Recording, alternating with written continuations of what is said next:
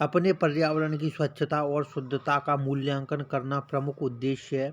संज्ञानात्मक क्षेत्र का, भावनात्मक क्षेत्र का, मनोकार्यात्मक क्षेत्र का और इनमें से कोई नहीं। तो स्टूडेंट, भावनात्मक क्षेत्र का है उद्देश्य क्या है? अपने पर्यावरण की स्वच्छता और शुद्धता का मूल्यांकन करना प्रमुख उद्देश्य है। भावनात्मक क्षेत्र का उद्देश्य, भावनात्मक क्षेत्र का उद्देश्य है। अब चलें सभी बच्चे अगले क्वेश्चन पर। जल संग्रहण के संबंध में वहाँ के क्षेत्रीय भाषानुसार कौन सा युग्म सम्मिलित नहीं है? तो राजस्थान खादिन है और बिहार आहार, कर्नाटक कांदी, तमिलनाडु एरिश है। तो देखें सभी स्टूडेंट, कर्नाटक कांदी ये क्या है? गलत है बिल्कुल। कौन सा है? कर्नाटक कांदी। अब चलो आ जाओ अगले क्वेश्चन पर। स्मॉग बनता है, धुंध बनता है, कैसे बनता है? धुएं तथा कोहरे से, बाष्प के संघनन से कोहरा तथा NO2 से धुएं तथा CO2 से। तो स्मॉग बनता है, कैसे बनता है स्मॉग? बताएं सभी बच्चे। तो धुएं तथा कोहरे से बनता है स्मॉग। कैसे बनता है? धुएं तथा कोहरे से। अब देख लें सभी बच्चे अगला क्वेश्चन। सागरीय खरपतवार महत्वपूर्ण स्रोत है क्लोरीन के, ब्रोमीन के, आयोडीन के, लोहा के। तो सागरीय खरपतवार महत्वपूर्ण स्रोत है किस चीज़ का है? आयोडीन का है बिल्कुल। सागरीय खरपतवार आयोडीन का महत्वपूर्ण स्रोत है। अब आए अगले क्वेश्चन पर। मोनाल उत्तराखंड के अतिरिक्त किस राज्य का राज्य पक्षी है? मोनाल अरुणाचल प्रदेश, जम्मू कश्मीर है, हिमाचल प्रदेश है, मेघालय है।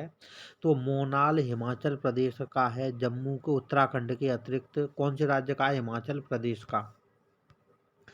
अब आए सभी बच्चे अगले क्वेश्चन पर। तो इस शानदार क्वेश्चन में क्या पूछा गया है?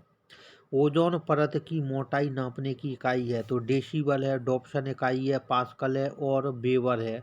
तो ओजोन परत की मोटाई नापने की जो इकाई है ना, वह डॉप्सन इकाई है। कौन सी है? डॉप्सन इकाई। अब देखें सभी बच्चे अगला क्वेश्चन। सामाजिक वानिकी का उद्देश्य क्या है? तो पर्यावरणीय, सामाजिक व ग्रामीण विकास में मदद के उद्देश्य से वनों का प्रबंध, ग्रामीण क्षेत्रों में चकबंदी है और उसके बाद में है वन्य प्राणियों का संरक्षण, चारागाहों का विकास। तो सामाजिक वानिकी का उद्देश्य है पर्यावरणीय, सामाजिक व ग्रामीण विकास में मदद के उद्देश्य से वनों का प्रबंध, सामाजिक वानिकी का है उद्देश्य। अब आप लोग देखें अगला क्वेश्चन। चिपको आंदोलन की जनक गौरा देवी द्वारा चिपको आंदोलन किस गांव से प्रारंभ किया गया था?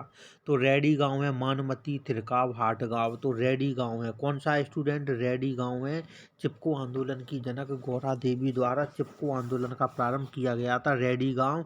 और यह उत्तराखंड में स्थित कौन सा राज्य है? उत्तराखंड। तो महत्वपूर्ण है यह, ठीक है ना बच्चों, महत्वपूर्ण है, ध्यान रखें। अब देखें सभी बच्चे अगला क्वेश्चन। तो यहाँ पे क्या पूछा गया है? जब ध्रुव से भूमध्य रेखा की ओर बढ़ते हैं तब जैव विविधता बढ़ती है, घटती है, स्थिर रहती है? इनमें से कोई नहीं। जब ध्रुव से भूमध्य रेखा की ओर बढ़ते हैं तब जैव विविधता बढ़ती है। क्या है बच्चों? बढ़ती है जैव विविधता। अब आ जाओ अगले क्वेश्चन पर। तो देखेंगे सभी स्टूडेंट, देखो क्या पूछा है। राष्ट्रीय पाठ्यचर्या की रूपरेखा 2000 के अनुसार पर्यावरण अध्ययन को किस कक्षा समूह में स्थान दिया गया है? पहली और दूसरी कक्षा, तीसरी से पाँचवीं कक्षा, छठी से आठवीं कक्षा और नवीं से और 10वीं कक्षा। तो तीसरी से पाँचवीं कक्षा में पर्यावरण को दिया गया है स्थान। अब आए सभी अति महत्वपूर्ण क्वेश्चन पर। तो यहाँ पे क्या पूछा गया है? भारत के किस क्षेत्र में, क्या है स्टूडेंट? भारत के किस क्षेत्र में अधिकतम भूस्खलन की घटनाएं होती हैं? उत्तर पूर्वी पहाड़, हिमालय, पश्चिमी घाट व नीलगिरी उत्तरी घाट है। तो हिमालय में, काय में बच्चों? हिमालय में होती हैं, ठीक है ना, ध्यान रखें। भारत के किस क्षेत्र में अधिकतम भूस्खलन की घटनाएं होती हैं? तो वह है हिमालय है। कौन सा है? हिमालय। अब आए सभी स्टूडेंट अगला क्वेश्चन। तो यहाँ पे क्या पूछा गया है? निम्नलिखित में से कौन सा युग्म सुमेलित नहीं है? हल्दी पाउडर, करकुमिन, येलो, फ्रीऑन, क्लोरोफ्लोरोकार्बन है और green house gas carbon dioxide. Contour कृषि भूमि अपरदन है। तो कंटूर कृषि भूमि अपरदन बिल्कुल सही है। तो यह सही नहीं है। क्या नहीं है बच्चों? यह सही नहीं है, कंटूर कृषि भूमि अपरदन। अब आ जाएं सभी स्टूडेंट अगले क्वेश्चन पर। तो यहाँ पे क्या है बच्चों? सजीवों में ऑक्सीश्वसन की प्रक्रिया में ऊर्जा अवमुक्त होती है। तो 573 kilo calorie, 673 kilo calorie, 28 kilo calorie, 740 kilo calorie. तो बताना स्टूडेंट क्या है इसका सही विकल्प। सजीवों में ऑक्सीश्वसन की प्रक्रिया में ऊर्जा अवमुक्त होती है तो 673 किलो कैलोरी है। क्या है स्टूडेंट? 673 kilo calorie. अब आए सभी बच्चे अगले क्वेश्चन पर। तो यहाँ पे क्या पूछा गया है? भूकंप की तरंगों को निरूपित करता है, सिस्मोग्राफ करता है, इलेक्ट्रोकार्डियोग्राफ करता है, टॉमोग्राफ करता है, पॉलीग्राफ करता है। तो भूकंप की तरंगों को निरूपित करता है कौन करता है? सिस्मोग्राफ करता है। कौन करता है स्टूडेंट? सिस्मोग्राफ, जो कि अति महत्वपूर्ण है। अब आए सभी प्यारे बच्चे अगले क्वेश्चन पर।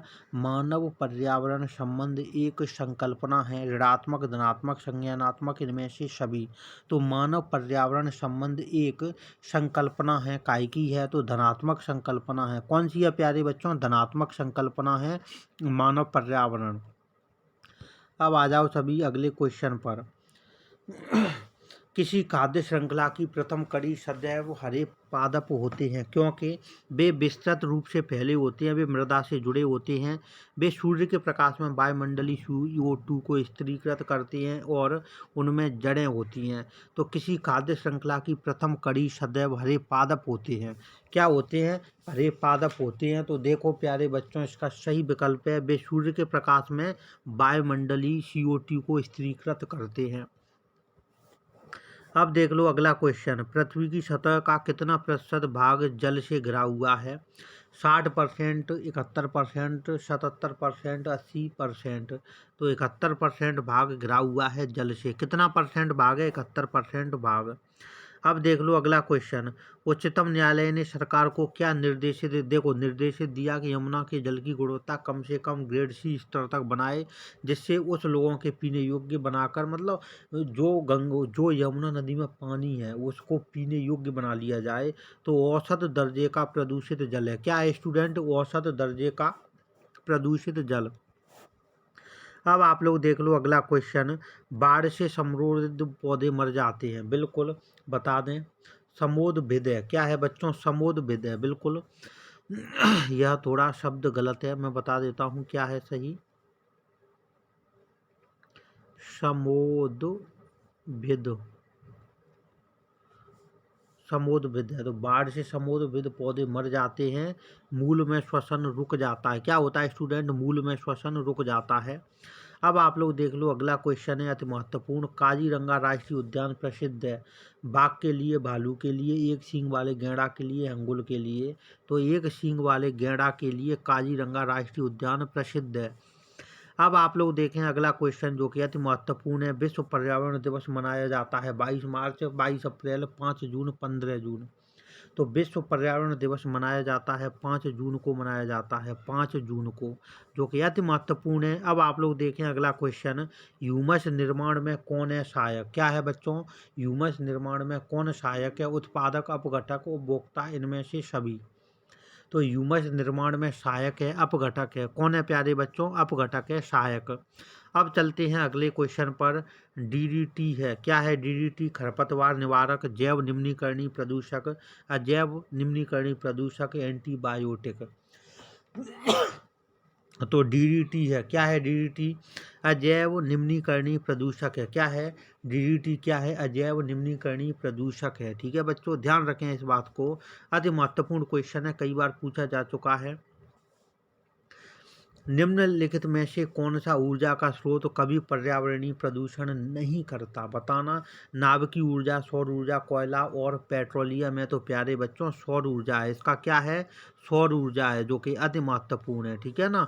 अब आए अगले क्वेश्चन पे। वायुमंडल की सबसे निचली परत कहलाती है। क्या कहलाती है? बता दो एक बार। क्षोभ मंडल, समताप मंडल, आयन मंडल, ओजोन मंडल। तो वायुमंडल की सबसे निचली परत कहलाती है स्टूडेंट क्षोभ मंडल कहलाती है। क्या? क्षोभ मंडल, बिल्कुल ध्यान रखें, जिसमें प्राकृतिक घटनाएं, बिजली का चमकना, आंधी तूफान और वर्षा इत्यादि घटनाएं होती हैं। रेयर डाटा बुक सम्मिलित है काय से? विलुप्त हो रहे जीव, सुभेद जीव, आपत्तिग्रस्त जीव और इनमें से सभी। तो रेयर डाटा बुक बिल्कुल सभी हैं ये।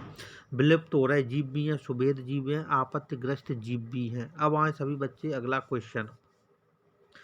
अत्यधिक चारण का परिणाम क्या है? मृदा प्रदूषण, मृदा अपरदन, ताप प्रदूषण, जलवायु परिवर्तन। तो मृदा अपवर्दन है। क्या है स्टूडेंट? मृदा अपवर्दन अत्यधिक चारण का परिणाम है।